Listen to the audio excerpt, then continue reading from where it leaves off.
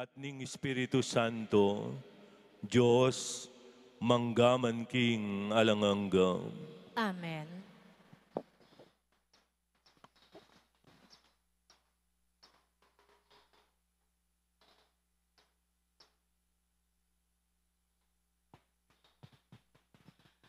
Pamamasang ibat, king libro ning Henesis. Dimdam neng migsalitang Abram, ing Ginu, king kapamilataning metong amalikmata. E katatakot, Abram, ako ing kekang kambilan, at maragul ing galal ay biya ko keka. Tapot nga ng Abram, o Ginong Diyos, nanungulagan na ning ibiye mo kanako. Nung sakaling mateko nga lang anak, i-Eliezer at tao Damasco, apanibalan ko king pibale-bale ko, yang pamanan ko. Emo ko pa pigkaluban anak, ating pamanan ko metong yakareng alipan ko. Kanita nga naning ginukeya, aliwa i-Eliezer. Sarili meng anak, ing maging talapagmana mo. Tiki ni Abram, luwal na ning tolda at ngana. Tala nga ka at lumawe king banwa, at bilangan mula ring batuin nung arapat mo. Makanyala karakal ding maging lahi mo.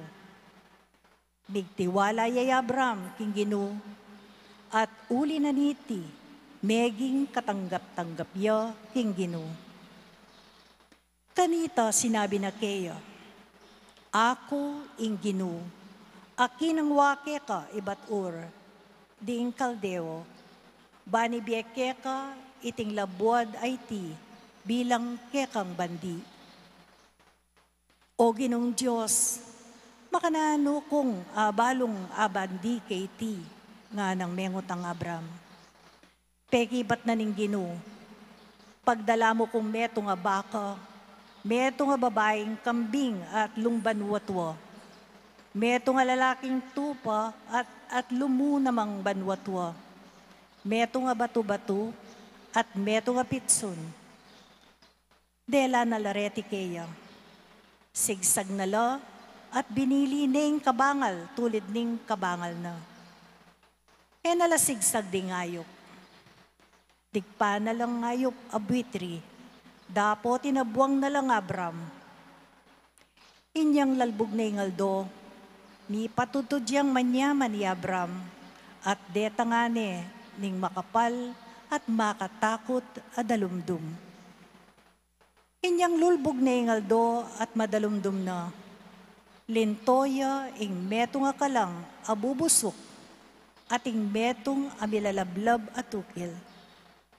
Pilatan daring besagsag, ay animal. Kanitayang may kipagkasundo ing Ginu kang Abram nga na. Babiekeng labuad ay ti karing maging lahi mo. Manibat king ilog ning Ehipto ang king maragul ng ilog ning Euphrates. Ingamano ning Ginu. Salamat, King Diyos.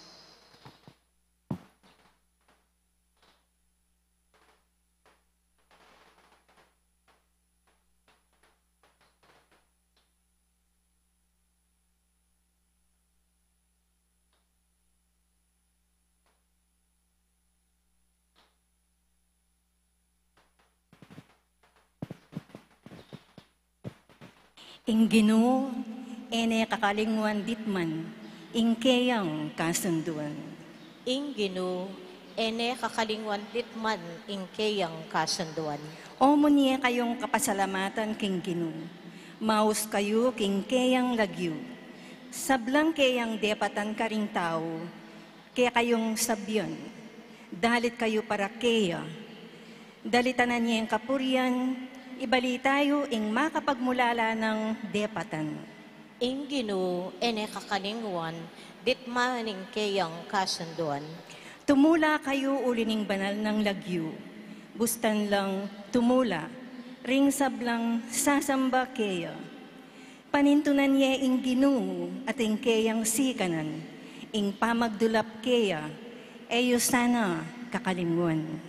Ing Ginoo, ene kakalingwan, ditman ing kayang kasunduan. O lahi ng Abraham, kaya kang talasuyo, o anak ng Jacob, a pinili na ning Ginoo. Ing Ginoo, yaing kakatamong Diyos, ding kayang kautusan, para king mabilog ayatula. Ing Ginoo, ene kakalingwan, ditman ing kayang kasunduan. Ene kakalingwan ditman ing kayang kasunduan, ing kayang pengako, karing libo-libong henerasyon. Ing kasunduan agewa na kang Abraham, ing pangako na kang Isaac.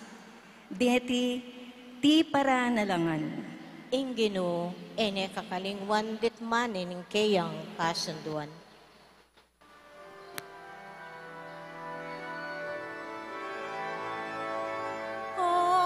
Alleluia, alleluia, alleluia.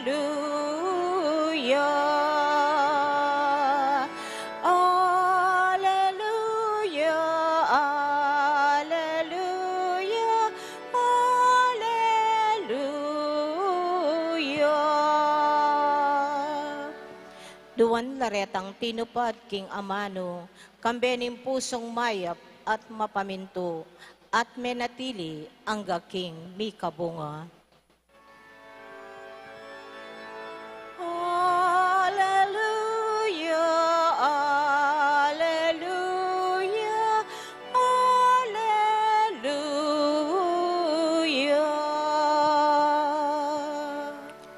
Ing Ginoo manatili ake kayo. At kaya kaan timurin, Ing maya pabalita ning Ginoong Yesus agpang kang San Mateo. ligaya keka o Ginoo.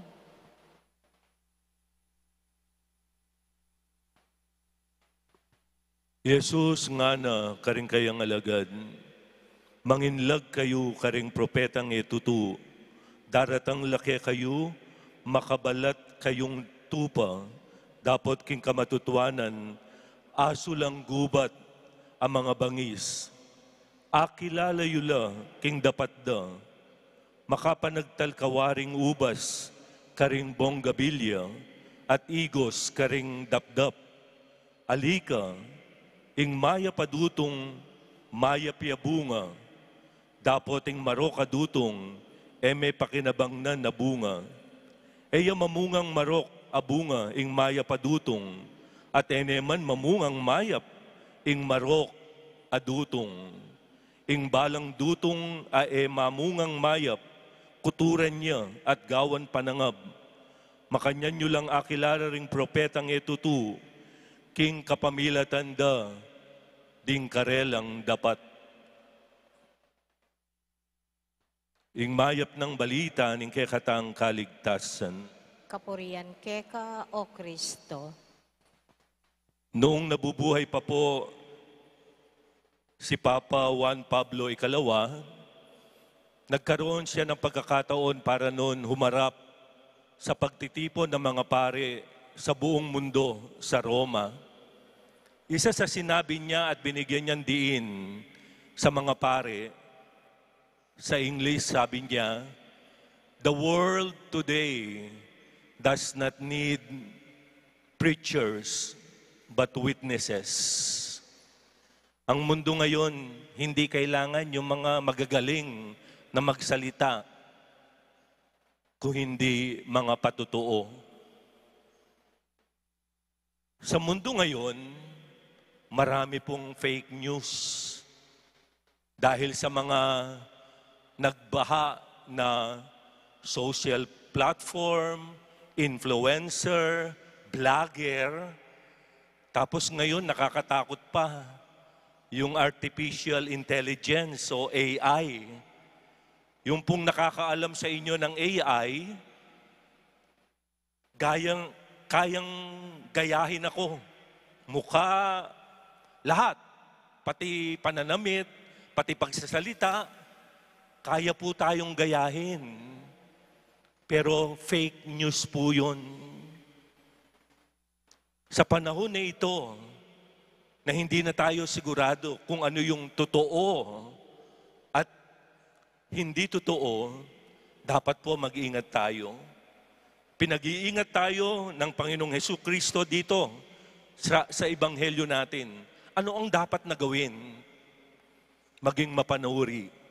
Wag po tayo kaagad na maniwala. Kaya nga hindi ho ba sa social media, ang sinasabi parating sa atin, think before you click.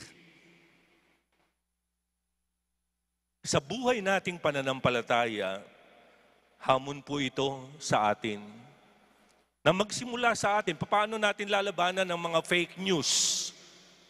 Ang lahat ng balat kayo o pagbabalat kayo na nararanasan natin sa mundong ito, pati na nga ho sa pamilya. No?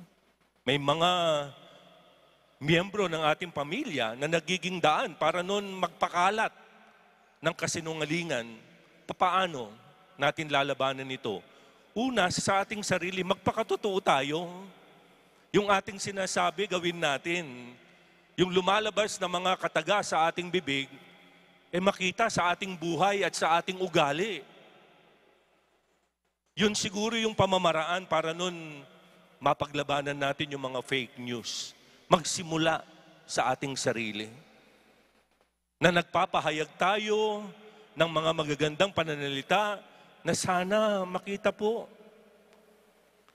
sa ating buhay at sa ating ugali at ugnayan sa isa't isa.